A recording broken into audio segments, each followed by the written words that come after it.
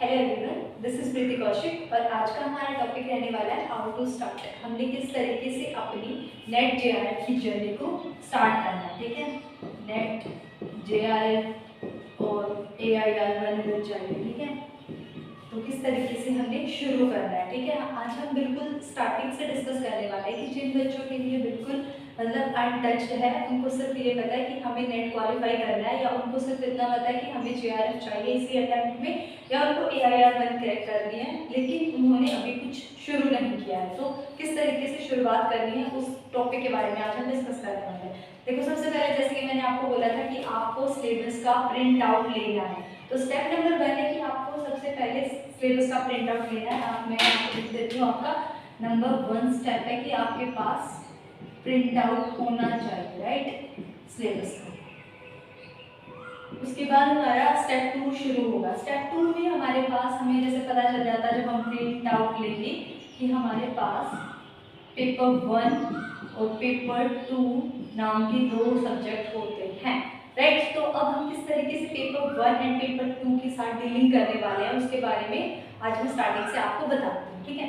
Paper 1 के अंदर अगर हम बात करें तो ये कॉमन सब्जेक्ट होता है। 84 सब्जेक्ट्स को यूजीसी नेट कंडक्ट कराता है और जितने भी सब्जेक्ट्स कंडक्ट कराए जाते हैं यूजीसी नेट के अंदर, उन सब के अंदर पेपर 1 जो रहता है वो कॉमन सब्जेक्ट रहता है, राइट। पेपर 2 पर्टिकुलर जिस भी सब्जेक्ट में आप देना चाहते हो, कॉमर्स में देना चाहते हो, मैनेजमेंट में देना चाह रहे हो, एजुकेशन में, हिंदी में, इंग्लिश में, जिस सब्जेक्ट में आप देना चाह रहे हो उस सब्जेक्ट से रिलेटेड होता है हमारा पेपर 2, राइट। तो पेपर 1 के अंदर हमने क्या करना है, देखो जैसे कि आपको पता है कि पेपर 1 में भी 10 सब्जेक्ट होते हैं और पेपर 2 में भी 10 सब्जेक्ट्स होते हैं। मतलब सब्जेक्ट्स नहीं कहेंगे, यूनिट्स होते हैं, राइट। वैसे तो इनके अंदर भी सब सब्जेक्ट्स निकलते हैं, जितनी जैसे 10 यूनिट दे रखी है तो इसके अंदर भी सब यूनिट्स होते हैं, मतलब सब सब्जेक्ट्स मिलेंगे आपको। एक सब्जेक्ट दे रखा है आपको अकाउंट्स, तो उस अकाउंट्स के अंदर आपको कॉर्पोरेट अकाउंट्स भी मिलेगा, कॉस्टिंग भी मिलेगा, कॉस्ट अकाउंटिंग भी मिलेगा, बेसिक अकाउंटेंसी भी मिलेगी, सब कुछ उसी के अंदर आपको मिलेगा। कहने में वो सिर्फ अकाउंट्स के नाम से, अकाउंट्स एंड ऑडिटिंग के नाम से सिर्फ एक सब्जेक्ट, एक यूनिट दे रखी होगी, राइट। आपको क्या करना, कंफ्यूज नहीं होना। पेपर 1 आज हम डिस्कस करने वाले हैं कि किस तरीके से आपको पेपर 1 के साथ डीलिंग करनी है, राइट। तो हम पेपर 1 के बारे में बात करेंगे। देखो, पेपर 1 जो होता है इसके अंदर होते हैं 10 सब्जेक्ट्स। जैसे मैंने आपको बताया था आपको 3 कैटेगरी में डिवाइड करना है। मेरे केस में मैंने क्या किया था, मैंने पेपर 1 की जो 10 यूनिट्स थी उनको मैंने 2 कैटेगरी में डिवाइड किया था, राइट। कैटेगरी कैसे डिवाइड किया था, देखो ऐसे डिवाइड किया था मैंने, जैसे डीआई है, डाटा इंटरप्रिटेशन, समझते हो। सेकंड आपका आरसी है, रीडिंग कॉम्प्रिहेंशन, समझते हो। जो बच्चे नए नए हैं उनके लिए नई टर्म्स होंगी, राइट।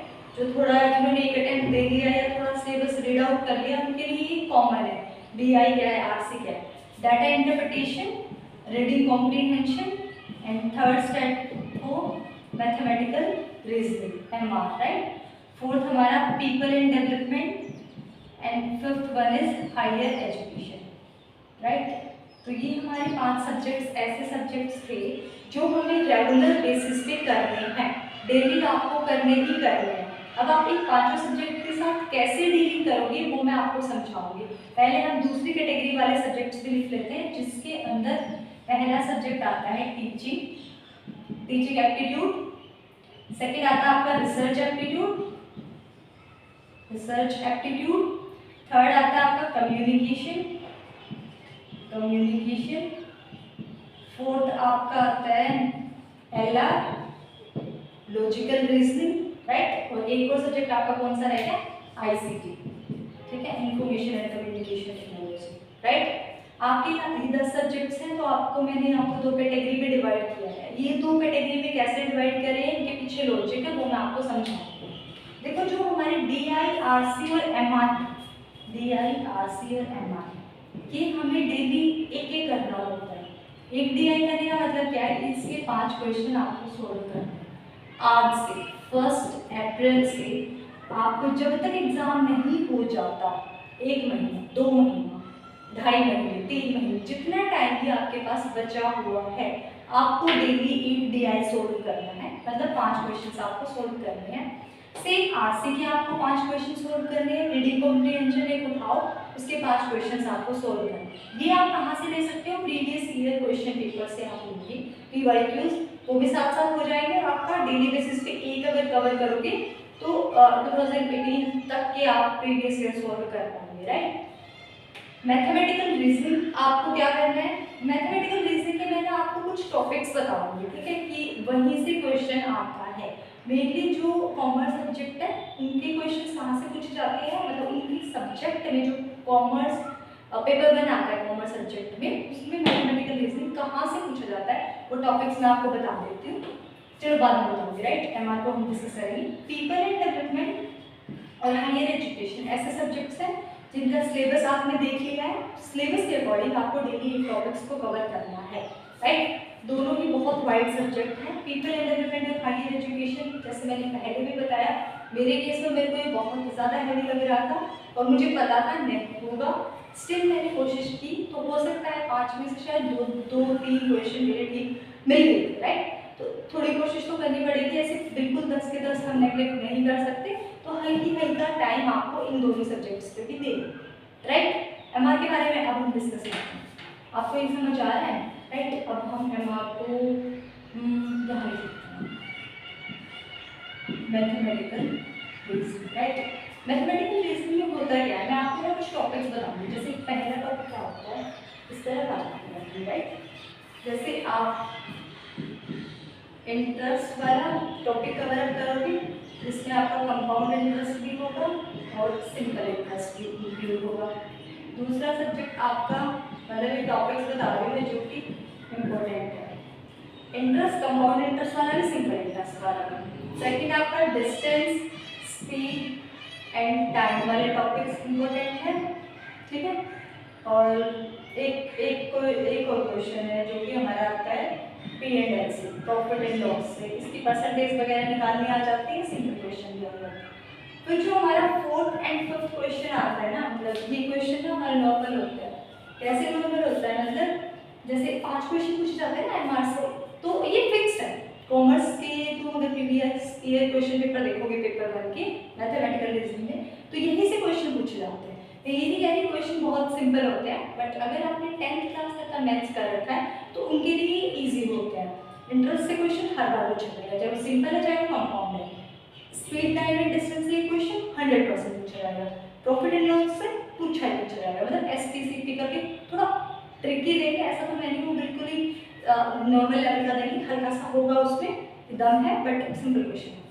4th और 5th क्वेश्चन आपका ना वैसे होता है जैसे कोडिंग नहीं होती कि आपको ऐसे दे दिया कि अगर बाई चांस मून को डिनोट कर रखा है नून से, ठीक है, कोड दे रखा है, तो आप बताओ सन को किस तरीके से आप कोड करोगे, ठीक है, NUS से। तो इस तरीके से कोडिंग या फिर नंबरिंग से क्वेश्चन आ सकता है, या फिर जो अल्फाबेटिकल सीरीज होती है वहां से 2 क्वेश्चन सिंपल आते हैं, वो आप बिल्कुल इजीली कवर अप कर पाओगे अगर आपको हल्का सा भी बेसिक्स है। बेसिक्स कैसे होगा, जो सिलेबस में आपको गिवन है ना मैथमेटिकल रीजनिंग, उसमें बहुत लिमिटेड टॉपिक्स गिवन है, उन सारे टॉपिक्स को 1 बाय 1 यूट्यूब से कवर करो, बिल्कुल फ्री ऑफ कॉस्ट आपको यूट्यूब पे वीडियो मिल जाएगी, ठीक है। एक बार मतलब एक एक करके आपको कभी नंबर सीरीज कभी लेटर सीरीज ऐसे करके एक एक यूट्यूब पे वीडियो देख लेनी है और उसके बाद प्रीवियस ईयर लगाओ, सिंपल। तो ये आपका डेली बेसिस पे चलेगा। इधर के जो बचे हुए 5 सब्जेक्ट हैं, इनको आपको जितना आपके पास टाइम बचा हुआ है, आप 5 दिन दे सकते हो, एक सब्जेक्ट को 3 दिन दे सकते हो, 2 दिन दे सकते हो, आपके ऊपर डिपेंड करता है, लेकिन आपको सिलेबस को कवर करना है विद पीवाईक्यूज, राइट। टीचिंग है, ठीक है, टीचिंग में ना बहुत सिंपल क्वेश्चन पूछे जाते हैं, बट प्रॉब्लम कहाँ आती है, वो ना आपको असेसमेंट रीजनिंग देंगे, फिर आपको कहेंगे स्टेटमेंट 1 करेक्ट है 2 करेक्ट है, आपको पता दोनों करेक्ट है, फिर आपसे पूछेंगे करेक्ट एक्सप्लेनेशन है या करेक्ट एक्सप्लेनेशन नहीं, वहीं पे अटक जाते हो। वो कैसे आपका सॉल्व होगा, मतलब उसको आप किस तरीके से उसके ऊपर आप पकड़ बना पाओगे, वो होगा आपका कि अगर आप बार बार प्रैक्टिस प्रैक्टिस प्रैक्टिस तो आप कवर कर पाओगे कि करेक्ट आंसर क्या है। अदरवाइज टीचिंग के क्वेश्चन सिंपल आते हैं, बट वही है कि करेक्ट एक्सप्लेनेशन है या नहीं, इसमें अटक जाते हैं, स्टोरी सबके अटक जाते हैं। स्टेटमेंट पढ़ोगे ना बहुत ईजी लगेगा, अच्छा वो है ये कोई देने का क्वेश्चन था ऐसे बात, बट आंसर ट्रिकी मिलेगा, ऐसा नहीं होता बिल्कुल लेवल का।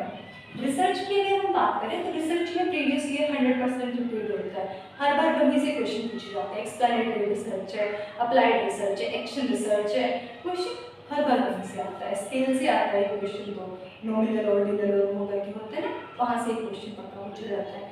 बाकी है ना, जब हम एक एक सब्जेक्ट करेंगे थोड़ा और डिटेल में बताऊंगी। अभी मैं बता रही हूँ रिसर्च प्रीवियस ईयर से आता है, राइट। जितने भी टॉपिक्स आपके सिलेबस में दे रखे हैं वो आपके सारे कवर होने चाहिए, ठीक है। टाइप्स ऑफ रिसर्च से एक क्वेश्चन पक्का आता है, स्केल से आता है जो नॉमिनल ऑर्डिनल वाला होता है वहाँ से, और एक एक्शन रिसर्च से पक्का क्वेश्चन आता है। ऐसे ही है मतलब, ठीक है, रिसर्च से क्वेश्चन भी यहीं से आते हैं। तो तीन क्वेश्चन मैं बता रही हूँ वहीं से आता है, तो इसका मतलब अगर आप भी हल्का सा ट्राई करोगे अपनी तरफ से तो पता चल जाएगा पेपर कहाँ से आ रहा है। कम्युनिकेशन बहुत सिंपल है, ठीक है। कम्युनिकेशन के बैरियर से क्वेश्चन हर बार आता है, सीक्वेंस आती है, प्रोसेस की वो आता है, मतलब स्टेप को स्टेप वाइज लगाओ, ठीक है, पहले कौन सा आएगा ऐसे वाला आता है। कम्युनिकेशन भी सिंपल आता है। लॉजिकल रीजनिंग से आपका क्वेश्चन कभी गलत हो ही नहीं सकता, अगर आपने सिलेबस को कवर कर लिया नहीं होगा गलत, मेरी गारंटी है।